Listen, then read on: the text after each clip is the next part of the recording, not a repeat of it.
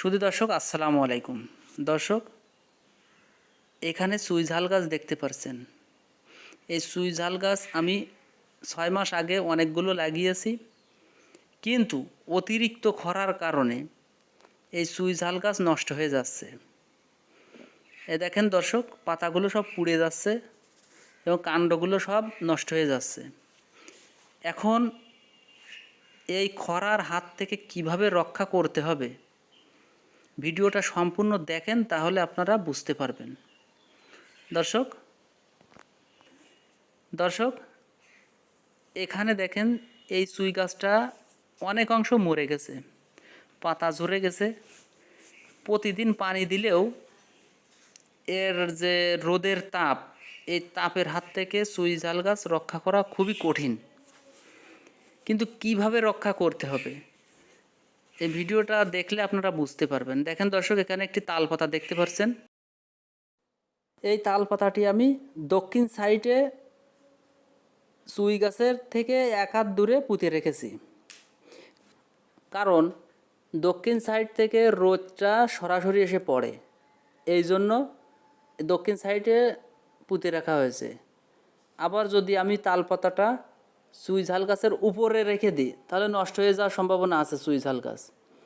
এই জন্য এর দূরে পুঁতে রাখতে হবে, যেন রোদের যে তাপ, এই তাপটা সম্পূর্ণ এসে তাল পাতায় লাগে, তারপরে সুই ঝাল গাছে ছায়া লাগে। এই জন্য এই তাল পাতাটা পুঁতে রেখেছি। এই দেখেন দর্শক, আমার সুই ঝাল গাছ সম্পূর্ণই, যে সমস্ত ডগাগুলো আছে সব মরে গেছে, কোনো একটা ডগা বেঁচে নেই এই অতিরিক্ত খরার কারণে। আপনাদের যাদের সুই ঝাল গাছ আছে, তাদের যে সুই ঝাল গাছ যদি মরে যেতে লাগে এই রোদে, তাহলে আপনারা এরকম করতে পারেন। এ দেখেন দর্শক, অধিক রোদ, এখন যে খরা, এই খরা আসলে 42 ডিগ্রি পর্যন্ত উঠে গেছে।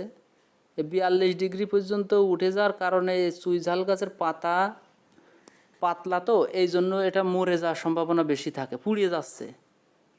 এ দেখেন দর্শক, প্রতিদিন যদি আমি পানিও দিচ্ছি, তাহলেও কাজ হচ্ছে না, কারণ এই পাতা অধিক পাতলা এবং নরমের কাণ্ডগুলোও নরম থাকে। তো দর্শক, অবশেষে চিন্তাভাবনা করে দেখলাম যে এই রোদ যতদূর সম্ভব এর ঠেকানো উচিত আমার, তাই আর কি এই তাল পাতাটা এরকম করে পুঁতে দিয়েছি। এই দেখেন দর্শক, এখন হয়তো আশা করা যায় এই সুই ঝাল গাছ আগের পুনরায় যে অবস্থা ছিল সেরকম আবার হওয়ার সম্ভাবনা আছে, আর বৃষ্টির মৌসুম পর্যন্ত অপেক্ষা করতে হবে। এইভাবেই তালপাতা দিয়ে ঢেকে, আবার যখন বর্ষা শুরু হয়ে যাবে তখন তালপাতাটা উঠিয়ে দিতে হবে, তা না হলে কিন্তু এই গাছ সতেজ হবে না। এই দেখেন দর্শক, এর কাণ্ড যেগুলো আছে, কাণ্ডগুলো পাতাগুলো সব নষ্ট হয়ে গেছে পুড়িয়ে। কারণ এই চুই ঝাল গাছে অধিক লাভজনক একটি চাষ। এই 1 বছর চাষ করলে কম করলেও একটা যে গাছ আছে, এই গাছ থেকে ইনকাম করা সম্ভব সর্বনিম্ন 1 থেকে 1,500 টাকা। এই দেখেন দর্শক, আর কিছুদিন পরে এর থেকে চারা তৈরি করা হবে, আর সেই চারা একটা করে 40 টাকা করে বিক্রি করা হয়।